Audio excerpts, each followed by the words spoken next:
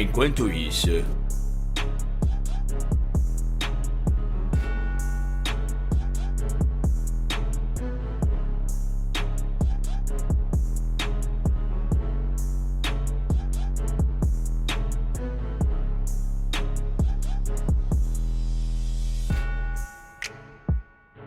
ontem a gente mostrou aqui no programa um trecho do voto do Ricardo Lewandowski e ele vai somando ali elementos para justificar e fala com aquela impaciência dele, como se estivesse falando a coisa mais óbvia do mundo, mas é sempre sobre uma argumentação totalmente forçada.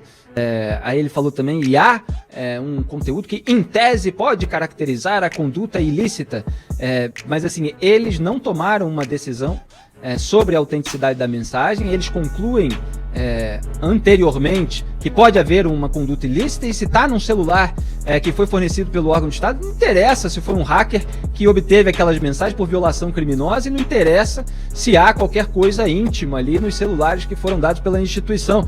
Libera. Quer dizer, são trechos assim argumentativos absolutamente patéticos. É sempre bom lembrar que o senhor Gilmar Mendes, ele, além de julgar casos em que ele é evidentemente suspeito, né, que envolvem parentes ou contraparentes, amigos, gente próxima, né, tem aquele caso específico dos telefonemas, mais de 40 telefonemas trocados entre o Gilmar Mendes e o Aécio Neves, que estava sendo julgado, né, pelo Gilmar Mendes, né. Inclusive no dia que ele concedeu um benefício ao Aécio Neves, pouco antes ele havia conversado, né, com o Tucano. Não teve um relatório da PF que mostrou 43 ou 46 ligações, conversas de celular, de WhatsApp, entre os dois, Aécio Neves e Gilmar Mendes. Exatamente. Então você tem também um caso de suspeição do Gilmar Mendes na operação Esquema S, Esquema Cifrão, né, que está lá no STF e é parado há 5 meses. Né? Como mostrou a Cruzoé. Dois pesos e duas medidas, né? Evidentemente que é a única medida em voga hoje entre alguns ministros do Supremo Tribunal Federal.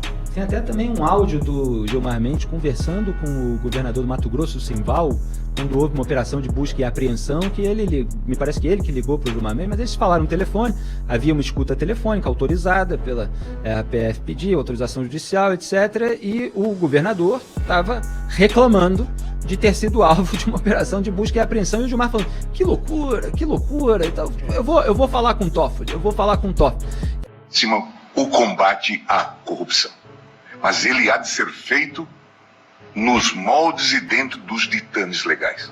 Não se combate crime cometendo crime. Alô? Ilustre ministro. Governador, que confusão é essa? Barbaridade, ministro, é uma loucura, viu? Que coisa, eu tô sabendo isso agora. Uma decisão aí do Toffoli, eu acho que ele pediram do Blairo, né? Uhum. E junto com o Blairo mandaram aí, meio de outros, uma delação desse Júnior aqui, desse Ararate, sabe? Uhum. Então, as coisas, assim, que nem uma busca e apreensão, assim, que o Toffoli determinou em casa, não tem nem sentido, diz que é um dinheiro que eu peguei na campanha para 2010, e que eu não sei o que é, que eu vou ter que olhar no processo, pura, viu? Que loucura. Que loucura. Eu tô indo pro TSE, eu vou conversar com o Toffoli. Uhum. Eu não sei o que é, foi embasado nisso aí que ele falou, que o cara que falou agora eu não conheço, eu vou ter que ir agora, o advogado tá aí na manhã aí, pegar a cópia, o que é esse dinheiro que ele fala aí, próximo de 4 milhões, que eu teria feito para campanha, que ele teria dado pro Éder, pagar umas coisas, eu não sei o que é isso. E é com isso que fizeram a busca e apreensão aqui em casa. Meu Deus do céu. Que absurdo. Eu vou lá, depois se for o caso a gente conversa. Tá bom então, ministro. Obrigado pela atenção. Um abraço aí de solidariedade. Obrigado, ministro. Quer dizer, é óbvio que é uma conversa constrangedora também. E é esse tipo de ministro que está lá com toda a sua pose, com toda a sua arrogância, recriminando e vociferando contra os procuradores da Lava Jato. O Gilmar Mendes é um produto, eu diria, como eu falei, é um caso de estudo antropológico, é um produto da cultura brasileira, né? A cultura do compadrio. E o Renan Porto, nosso produtor, ainda lembrou, uma reportagem especial da Cruzoé, que a gente citou aqui no programa na época, toda a troca de mensagens entre Gilmar Mendes e José Serra. Aqueles e-mails que mostravam a intimidade deles, inclusive. Atenção, ele deu uma festa de aniversário, né, para o José Serra no seu 75º ano. Né? Então, assim, é o juiz que dá festa de aniversário para quem está julgando. É bacana, né?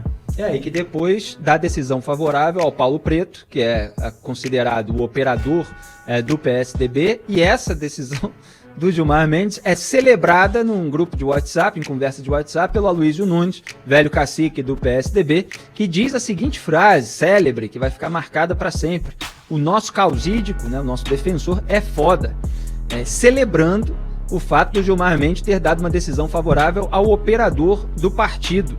Quer dizer, em todo esse contexto, você vê esses ministros com essa pose assim, puritana, para comentar mensagens que nem sequer foram devidamente periciadas, de acordo com as argumentações da Lava Jato, é absolutamente ridículo. Faculdade de Direito em que o ministro Gilmar Mendes é sócio recebeu patrocínio de R$2.100.000 da JF, holding da JBS Friboi. De acordo com o jornal Instituto Brasiliense de Direito Público, o IDP, que tem Gilmar Mendes entre os sócios, disse que o dinheiro do patrocínio foi destinado a 5 eventos, além do financiamento de um grupo de estudos em Direito do Trabalho e do pagamento de bolsas de estudos a estudantes carentes egressos do sistema prisional. Um dos eventos foi um congresso em Portugal, do qual participaram juízes, ministros do governo do presidente Michel Temer, advogados e políticos. Essa não é a primeira vez que o nome do ministro Gilmar Mendes aparece relacionado à JBS. Ele já admitiu que sua família é fornecedora de gado para o grupo frigorífico no Mato Grosso.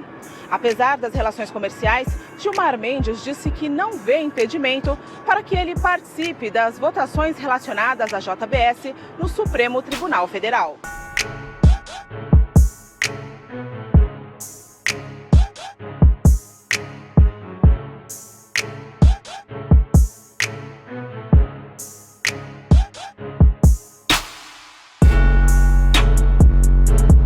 Enquanto isso... Um estudo da Fundação Getúlio Vargas mostra que nos últimos 30 anos, o Supremo não aceitou nenhum dos pedidos de suspeição ou impedimento contra seus ministros.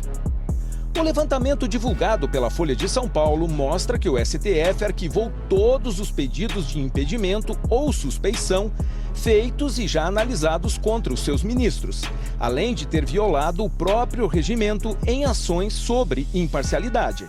A pesquisa do Núcleo Supremo em Pauta da Fundação Getúlio Vargas Direito de São Paulo analisou dados desde 1988, ano de promulgação da Constituição.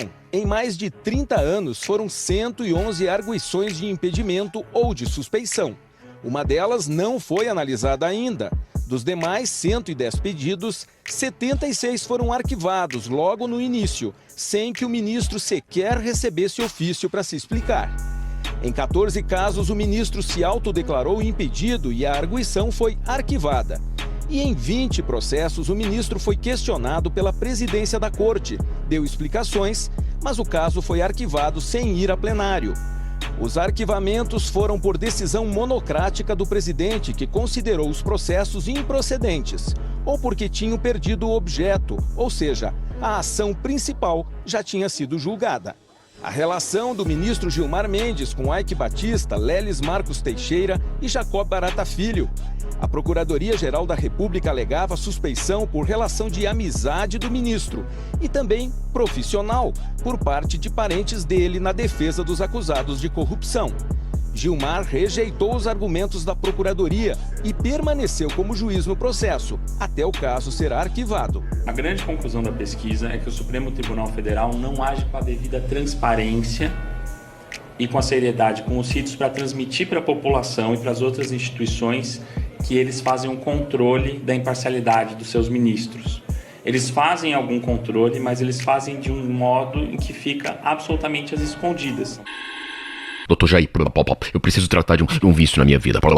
Diga lá, boca de sapo. É problema com álcool? Drogas? Criminalidade? Não, nada disso. Meu vício é soltar. Soltar? Como assim? Soltar a franga? Não. Soltar mesmo. Eu não posso ver alguém preso. Eu já quero abrir a porta pra soltar. Soltar. Ah, entendi. Isso vem desde quando? Solta tudo, bota pra fora. Desde a infância. Solta, passarinho, solta. Voa. Solta, cachorrinho brabo, solta. Ai, solta, cachorrinho, solta. Olha, meu filho, que lindo o leãozinho na jaula. Foi assim que eu perdi a mamãe. Saia do meu consultório agora. O que eu fiz, doutor? Você acaba de soltar gases. Peidinho. Soltar. Fora! Próximo paciente.